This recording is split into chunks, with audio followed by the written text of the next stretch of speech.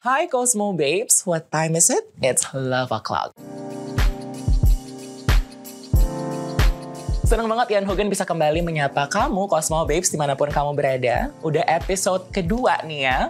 Tapi kali ini tenang aja karena aku nggak sendirian. Aku udah ditemani sama seseorang selebriti muda. Ada Tisa Biani. Tisa, where are you? Hi. Apa kabar? Baik dong sayangku. Hai Kak Ian. Mwah. Hai semuanya. Thank you so much Tisa. Oh my god, akhirnya kita ketemu juga. Bener banget. Aku pengen makasih banget kamu despite segala kesibukan kamu. Hari ini pas banget, ini pas kita lagi tapping ini ya. Tisa baru banget ngeluarin series terbarunya. Series terbaru, jadi hari ini banget baru tayang. Chinlock ya. Chinlock. Aku sempat ngulik-ngulik juga kamu jadi produser galak. Iya. Rambutnya merah. Cocok nggak kira-kira? Kenapa hari ini rambutnya nggak merah tuh? Kebetulan itu syutingnya udah lama ya. Oke, jadi udah luntur ya. Iya, syutingnya itu udah 2 bulan yang lalu. Jadi memang mengharuskan aku rambutnya dimerahin, tapi fun fact-nya poninya aja. Jadi belakangnya enggak gitu? Di belakangnya enggak, dan itu pertama kali aku mewarnai rambut yang segonjreng itu. Tapi kamu pernah gak sih kepikiran kalau misalnya rambut kamu akan full red gitu? Enggak sih. Enggak, kenapa? Jujur, mungkin kalau merahnya seperti yang di karakter aku si Chinlock itu, aku nggak kepikiran karena itu terlalu merah banget Kak. Iya sih. Merah gonjreng. Emang bener-bener merah bendera gitu merah ya. Bendera, jadi agak harus pede banget ya gitu kalau keluar ruangan. Cuman kalau red wine kayak yang punya Kak Ian sebelumnya itu lalu gitu masih aman. Masih aman lah. Tapi ngomongin soal merah bendera nih, aku kemarin juga sempat ngulik-ngulik Instagram kamu. Lagi aktif banget berkain dan berkebaya. Benar. Terus juga lagi sering traveling, baru balik dari gunung ya. Ya, baru banget naik gunung. Ini kamu nih emang tipikal orang yang very sporty gitu? Atau lagi mau explore sana sini atau gimana? Karena kamu juga manah golf, apalagi tuh pilates, semuanya kan? Iya, sebenarnya kalau lagi gak ada kegiatan sih Kak gitu, kebetulan beberapa bulan ini ya, sebulan inilah ya gitu, memang lagi banyak waktu kosong untuk me time. Oke. Jadi kayak misalnya aku sempat ke gunung kemarin itu setelah ulang tahun aku yang ke-21, itu memang udah rencana pengen banget naik gunung merayakannya gitu, bukan yang kayak party-party atau makan-makan, emang udah niat banget sih gitu pengen naik gunung. So, alhamdulillah ada waktu kosong, aku langsung ke sana. Seru banget ya Cosmo Babes, ulang tahun umur 21. Itu aku kayaknya umur 21 itu kan masuk usia legal gitu kan. Legal. Semua langsung party sana sini, tapi bisa memilih buat selebrasi ulang tahun di Gunung Papandayan. Papandayan. Tadi sempat ngobrol juga off cam, jadi pas di luar tenda langsung ngeliat sunrise gitu. Ya itu kesempatan yang luar biasa sih buat aku gitu, karena kan biasanya mungkin kita ngeliat sunrise ya kayak di tempat yang memang udah tahu hotel nih. Bener. Gitu kan. Kalau ini bener-bener naik gunung, tidur di tenda, buka tenda langsung sunrise tuh seneng banget sih. Ngomongin soal sunrise, aku pernah baca sebuah tulisan yang bilang kayak sunset itu bisa dinikmati semua orang gitu. Benar banget. Tapi sunrise cuma bisa dinikmati sama orang yang memang usaha untuk ngeliatnya. Setuju banget. Itu kayak cukup buat closing ya. But anyway, kemarin ke Gunung Papandayan sama Dul. Ya benar. Kalian pacaran udah berapa lama sih? Hampir 3 tahun. Hampir 3 tahun. Ini sebenarnya aku nggak mau ngomongin soal banyak Dul, karena aku kemarin research banyak nih soal Tisa. Terus aku ngeliat kamu di usia 21 tahun, mulai karir umur berapa? TK mungkin, TK berarti ya? umur 4 tahun. Jadi emang hobinya tuh selain olahraga, kerja. Semua orang kayak hobi kerja deh. Aku, gimana ya kalau ngomong ntar aku di-cut dari sini. Tapi Tisa, soal perjalanan karir kamu dari usia TK lah itu. Apa sih perjalanan yang paling memorable? Atau mungkin part of your career yang kayak sampai hari ini di usia 21 tahun, kalau kamu look back, gila gue pernah loh achieve ini gitu. Achieve, mungkin dari prosesnya kali ya. Oke. Proses aku waktu syuting pada saat menjadi bisa dibilang aktris cilik itu kan umurnya masih kecil banget ya, dan mungkin anak-anak umur seusia aku tuh rata-rata fokus sekolah aja gitu, fokus dengan impian-impiannya yang memang di luar dari entertain gitu. Tapi kebetulan aku alhamdulillah banget dikasih kesempatan sama Allah Subhanahu wa Ta'ala bisa merasakan keduanya dan berjalan sampai sekarang ini konsisten gitu. Kayak misalnya sekolah juga, syuting juga. Itu menurut aku kalau diinget-inget ya di jauh sekarang kok bisa ya gitu proses, maksudnya menjalankan semua proses itu dengan ya enjoy having fun gitu sama kru-kru sama pemain-pemain yang memang umurnya mungkin lebih dewasa dari aku gitu. Jadi itu adalah memorable banget sih, bisa balancing antara kerjaan juga dan sekolah juga. Jujur aku nggak expect jawaban itu. Aku kira mungkin jawaban kamu akan Piala Citra. Karena Tisa pernah dapat Piala Citra.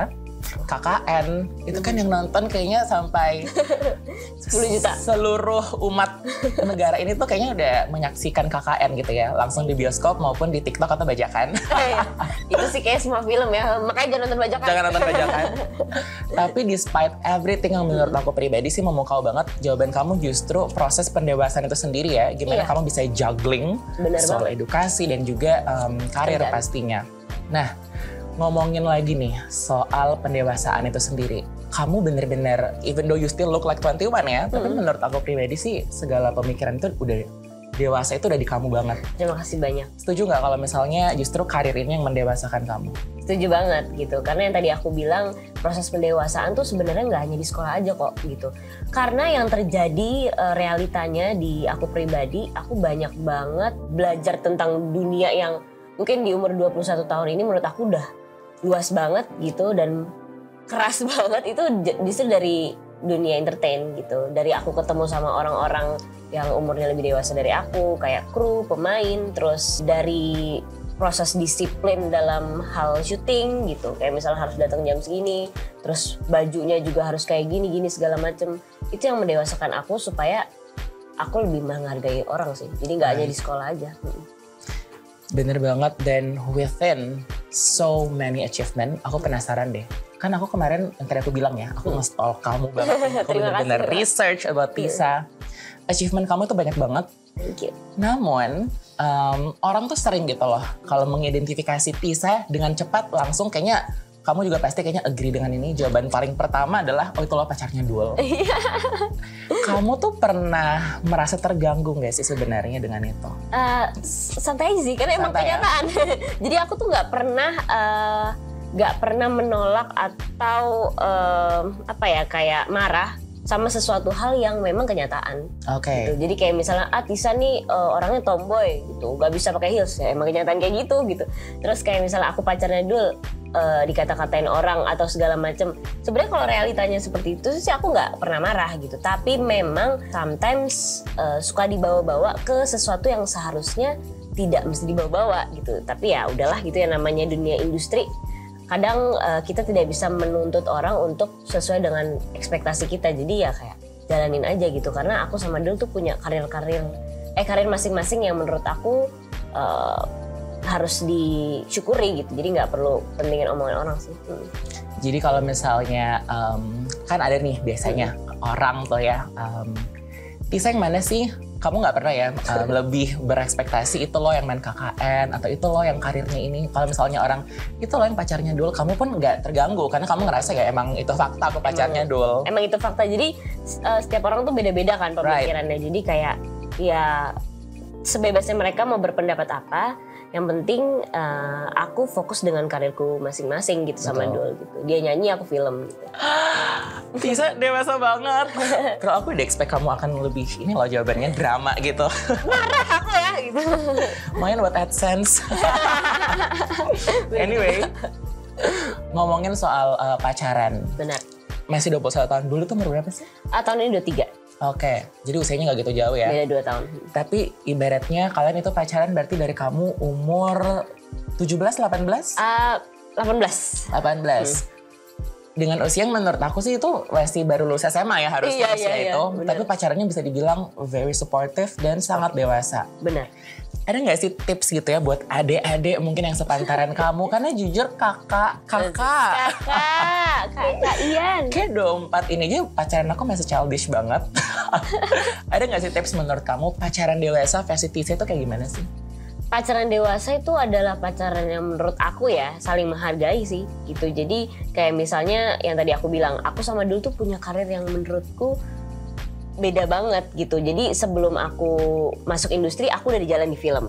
masuk industri, maksudnya sebelum aku pacaran sama Dul, aku udah jalan di film. Sebelum Dul pacaran sama aku, dia udah jalan dengan manggungnya segala macam gitu. Jadi kita berdua tuh udah tahu gitu kapasitas kita dalam mendukung pasangan tuh seperti apa gitu. Kayak misalnya aku adegannya seperti ini, dia udah tahu konsekuensinya. Dul juga duet segala macam seperti ini, dia juga udah tahu konsekuensinya. Selama kita tuh bisa saling menghargai dengan kayak misalnya aku bilang ya gitu, aku respect dia lah sebagai pasanganku. Aku kayak gini ya, pokoknya dikomunikasiin dengan baik supaya tidak ada kesalahpahaman gitu di antara kita berdua. Jadi jangan sampai apa yang aku lakukan dia itu tahu dari orang, apa yang dilakukan dia tahu dari orang. Jadi kayak misalnya saling komunikasinya dijaga aja sih gitu. Komunikasi dan respecting boundaries. Bener banget. Tapi kan kamu juga akhirnya nyemplung di musik nih. Iya, dan sekarang lagi lagu terbaru kamu yang musik videonya sama Jordi itu Rindu Yang Palsu. Itu kan yang ikut turut serta dalam produksian itu juga Dul ya? Benar, dia produsernya. Wow, aku penasaran deh. Kalau misalnya dua orang sibuk gitu ya, bersatu, dan kebetulan juga di industri yang walaupun kamu film, dia musik, tapi ya let's say entertainment lah ya, nyatu. Kalau pacaran tuh masih sering ngomongin kerjaan gak sih? Apalagi ini produksian bareng gitu. Masih banget gitu, apalagi kan aku tuh sama Dul sama-sama tegas ya orangnya. Jadi kalau pada saat proses produksi Rindu Yang Palsu itu dia lumayan cukup tegas gitu dalam mendirect aku as a producer ya gitu. Jadi kayak walaupun kita pacaran tuh tetap profesional, lu harusnya nyanyi kayak gini. Kalau salah tuh pasti diomelin gitu, tapi dengan lembut juga ya. Tapi kayak ya kita sama-sama sangat lumayan cukup profesional sih dalam pekerjaan. Jadi kayak misalnya omongin pekerjaan juga bukan yang kayak ngatur-ngatur harus kayak gimana, harus ambil yang ini, tapi lebih kepada suportif dan memberikan saran gitu. Aku sembari menuangkan kamu teh, kita haus. Terima kasih. Itu kali ya emang pacaran dewasa, yang lain itu sibuk bikin masalah, kamu sibuk bikin karya. Ya, apa bikin masalah pusing say gitu kan. Terima kasih. Sejenak, nih silahkan. Thank you Kak. Apa-apa ini rumah kamu kok. Amin ya rumah aku Ciamik ini. Tapi nih Tisa, dari sekian banyak yang kamu lakukan ya, acting, bermusik, terus juga aku sempat ngepoin kamu bikin buku pas pandemi kemarin. Apa sih creative proses yang kamu paling cintai gitu?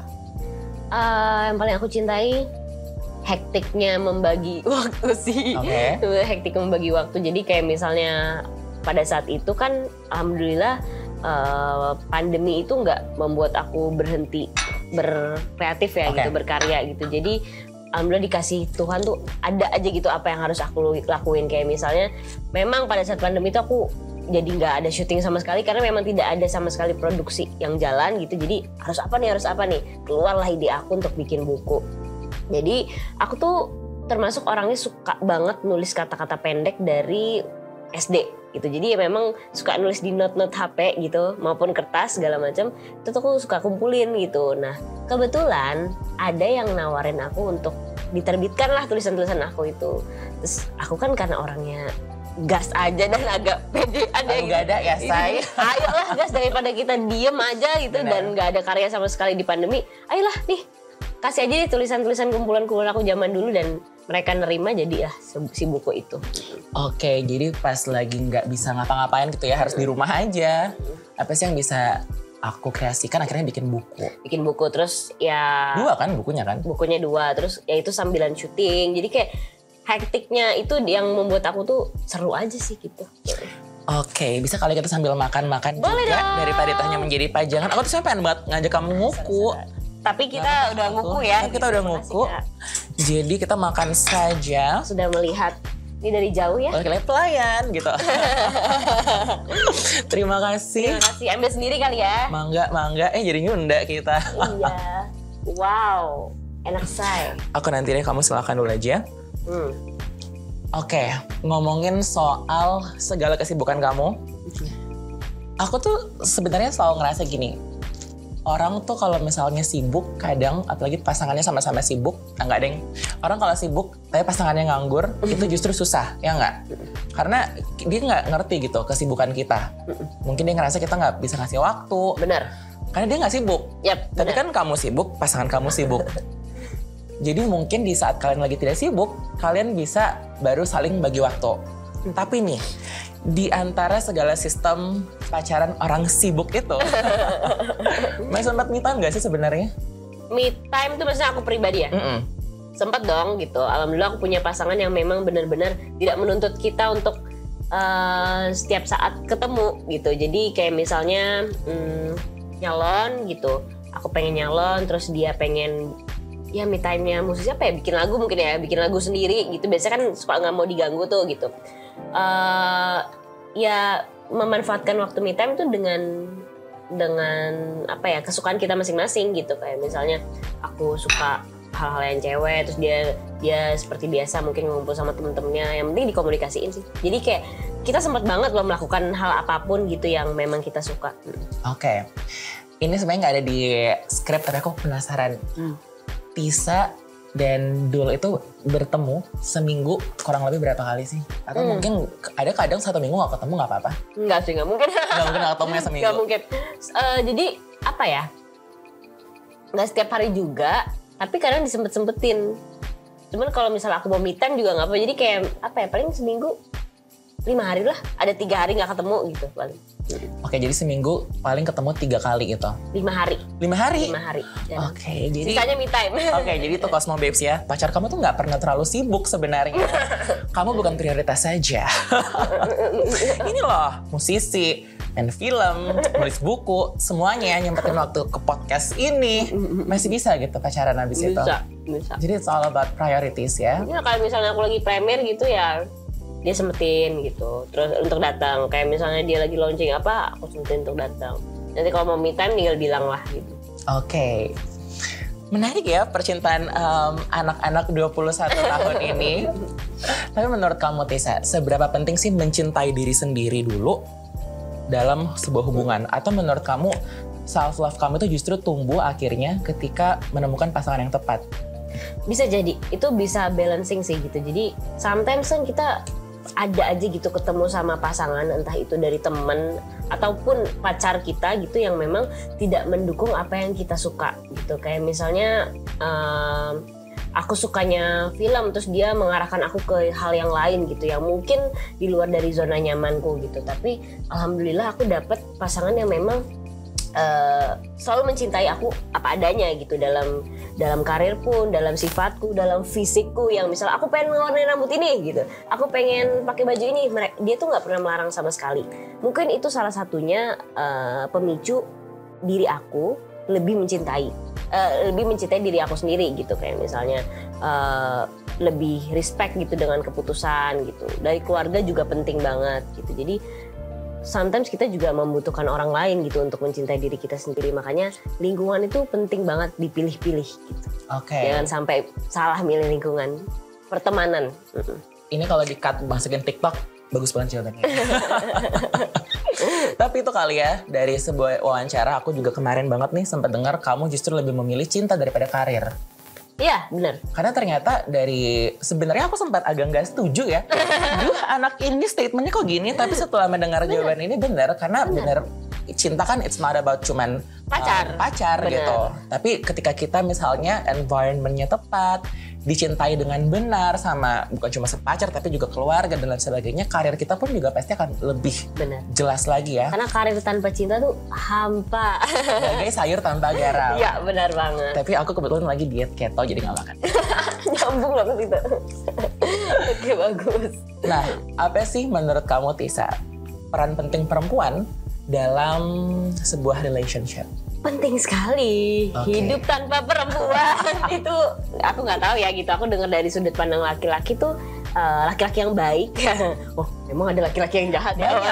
Aku kasih listnya di sini ya. Laki-laki yang kebetulan aku bertemunya baik gitu. Mereka bilang kalau perempuan tuh penting banget sih buat dunia ini, karena dalam relationship tuh sometimes ya perempuan itu lebih peka gitu ya, lebih sensitif gitu terhadap banyak hal gitu. Jadi itu bisa kita kaitkan dengan cara ketika menghargai orang gitu. Jadi kalau misalnya kita nggak ada kepekaan itu, kita nggak ada punya sensitivitas itu, sometimes lebih mentingin diri sendiri, lebih egois gitu. Jadi kadang mungkin pihak cewek tuh suka gitu kepada pihak laki-laki untuk lebih kayak gini. Tapi gak menutup kemungkinan juga laki-laki seperti itu gitu. Tapi yang aku lihat seringnya memang perempuan itu lebih mengutamakan perasaan sih gitu daripada logika. Mungkin kalau laki-laki lebih ke logika ya gitu. Jadi penting banget sih gitu. Kamu pernah bilang nih di interview kamu sama Cosmo ya, kalau kamu adalah sosok yang punya pendirian tegas. Benar. Kamu juga seorang Leo. Iya, Leo. Yang aku penasaran, kan dulu juga kata kamu cukup tegas ya menjadi Virgo. seorang laki-laki gitu. Despite Virgo, ternyata Virgo. Ini sebenarnya jawabannya ternyata Virgo. Namun, susah gak sih Beb? Kamu tegas, pacar kamu tegas, mungkin kamu keras, dia juga keras. Ketemunya itu gimana? Susah banget, waktu awal susah banget gitu. Karena apa ya, dua-duanya nih punya ketegasan dan keras kepala yang memang susah untuk ditoleransi ya waktu awal-awal gitu. Jadi kadang aku mau ini, dia mau ini, dia maunya ini terus aku maunya apa gitu. Tapi lama-kelamaan karena kita semakin belajar cara menghargai pasangan dan juga cara mengkomunikasinya dengan baik, kayak misalnya aku nggak suka ya kamu kayak gini, begitu pula dia juga.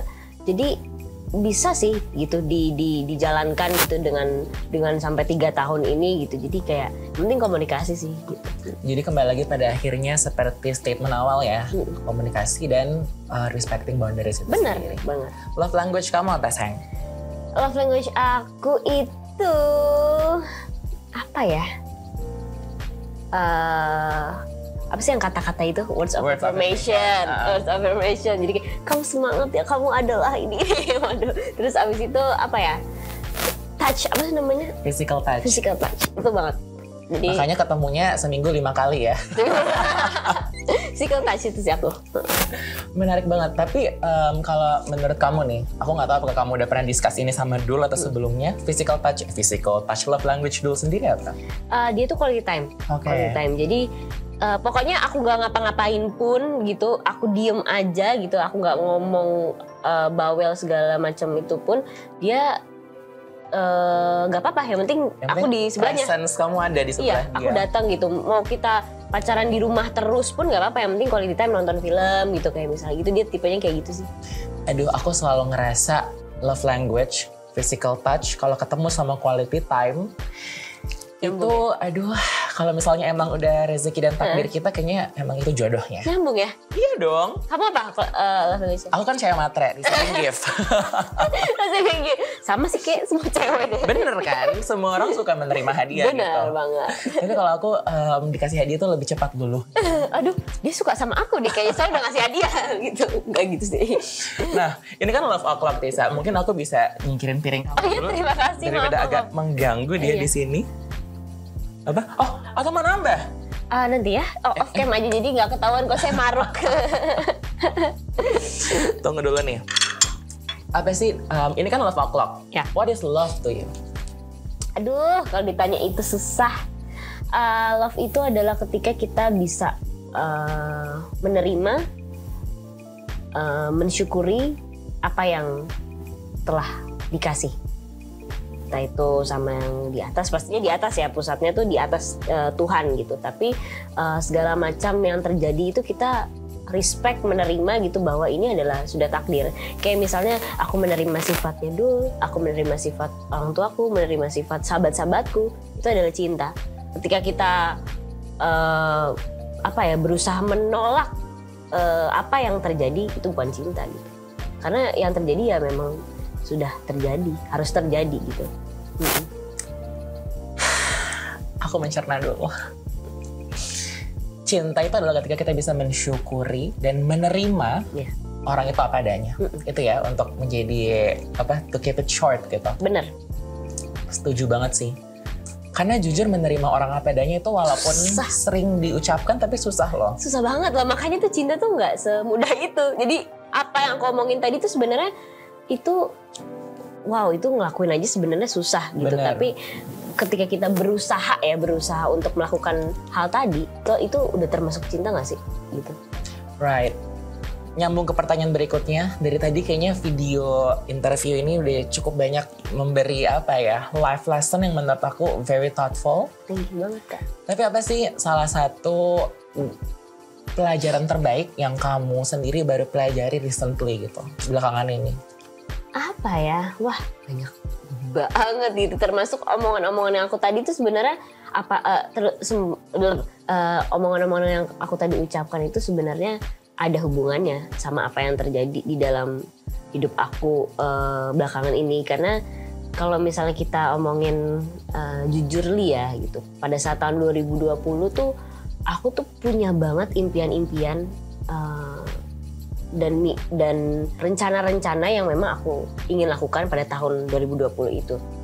Tiba-tiba aku udah list nih, aku mau ini, aku mau di buku catatan, tiba-tiba biar COVID-19 gitu kan. Dan aku ngerasa kayak kita boleh bercita-cita, kita boleh berencana setinggi-tinggi mungkin gitu, tapi kita juga harus ingat gitu bahwa keputusan akhir, takdir bukan dari kita, takdir itu dari Tuhan. Jadi kayak aku mencoba menjadi pribadi yang lebih ikhlas, mencoba menjadi pribadi yang lebih mensyukuri segala sesuatu yang sudah dikasih Tuhan, dan menjadi lebih wise sih gitu bahwa apa yang terjadi memang harus terjadi gitu. Jadi bukan harus kita tolak gitu dengan emosi gitu sih. Jadi manusia berencana tapi Tuhan yang menentukan. Benar. That's super wise of you. Aku juga kebetulan memang tipe orang yang kalau aku udah kayak plek-plekan mau ini, apalagi dalam hal karir dan goal gitu. Banyak lah ya pasti ya. Kalau nggak terwujud kan kadang suka kesel sendiri kan. Tapi back again gitu, kita sebenarnya kesel sama siapa sih gitu, sama sendiri gitu. Benar sih. Aduh, usia 21 tahun aku gak nyangka sih, aku dari sekian banyak ya orang yang pernah aku interview gitu. Aku gak pernah nyangka justru mendapatkan begitu banyak pelajaran-pelajaran dari Thank you. gadis cantik 21 tahun ini. Jadi mungkin Cosmo Babes yang pengen anaknya cepet dewasa jadi artis dari TK. Bener banget itu. Bener kan tapi kamu nih terjun nyemplung di industri dari TK. Ada gak sih mungkin role model atau perempuan yang really you look up to? Mungkin bisa beberapa nama, kan pasti banyak ya perempuan inspirational yang kamu sudah jumpai sepanjang perjalanan karir kamu ini. Wah, nanti orangnya GR tuh di situ. Siapa tuh? Ibu. Banyak sih yang aku dapetin dari dia gitu. Terutama soal pelajaran hidup ya gitu. Karena kan aku kan juga alhamdulillah masih tinggal sama dia gitu. Jadi kayak makanya penting banget sih peran orang tua tuh dalam kehidupan setiap manusia gitu.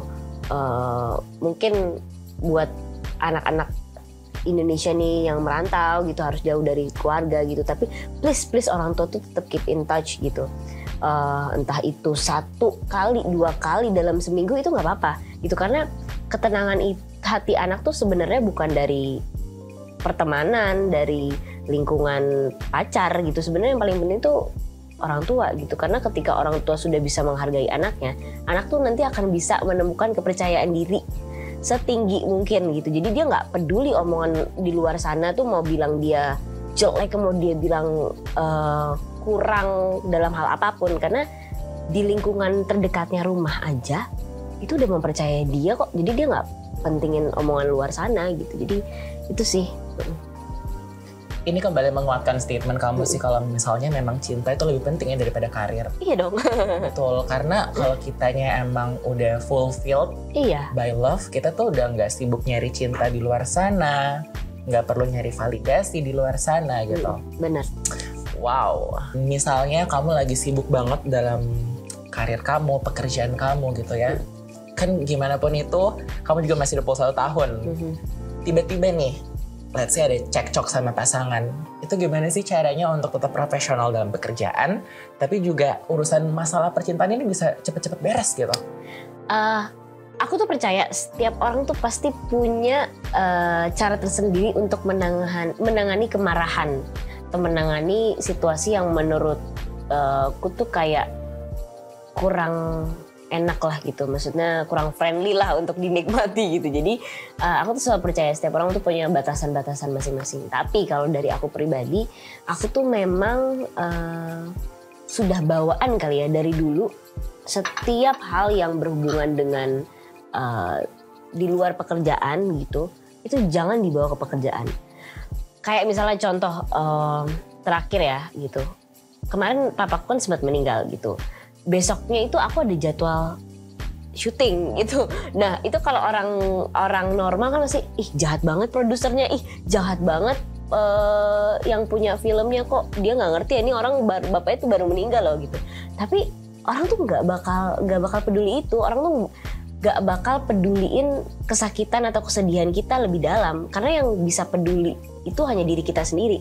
Jadi aku nggak mau bergantung dengan orang gitu. Apalagi contohnya soal cekcok permasalahan aku misalnya sama pacarku gitu. Jadi kalaupun aku punya cekcok ya itu disimpan kita berdua aja gitu. Jangan sampai orang tuh tahu, karena balik lagi orang tuh tidak mungkin peduli sama kita lebih dalam ya gitu. Mungkin ya berapa persen ada, tapi untuk apa ya, ikut campur tuh sebenarnya nggak semua orang kayak gitu Kak. Jadi kayak aku nggak bakal bawa itu semua ke pekerjaan sih gitu.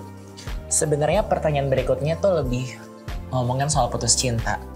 Tapi aku sebenarnya nggak mau nyinggung soal kepergian ayah kamu ya. Cuman kayak you bring it up. Ini sedikit penasaran aja.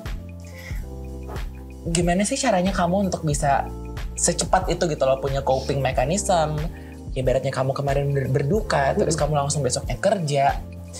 Itu kan tentunya hal yang sangat dewasa ya. Aku yakin banyak banget orang yang mungkin udah 40-an, bahkan 50-an, tapi ketika itu terjadi susah gitu untuk cepat langsung kembali waras dan langsung kembali kerja gitu. Iya benar-benar.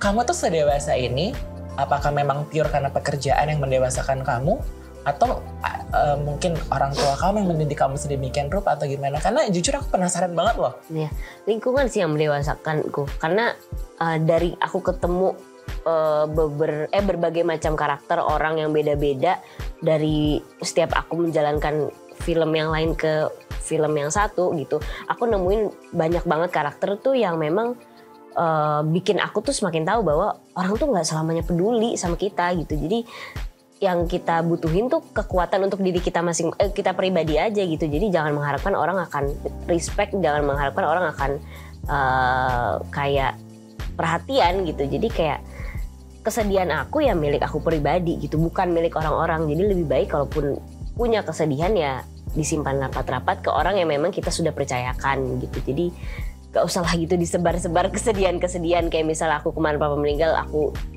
sedih untuk bawa ke lokasi itu yang aku syuting sambil, orang tuh gak bakal peduli gitu. Jadi lebih baik profesional aja gitu sama apa yang terjadi gitu. Karena memang kadang hidup itu bisa quote unquote sejahat itu ya. Iya, jadi kayak ya udahlah, yang penting ini takdir gitu.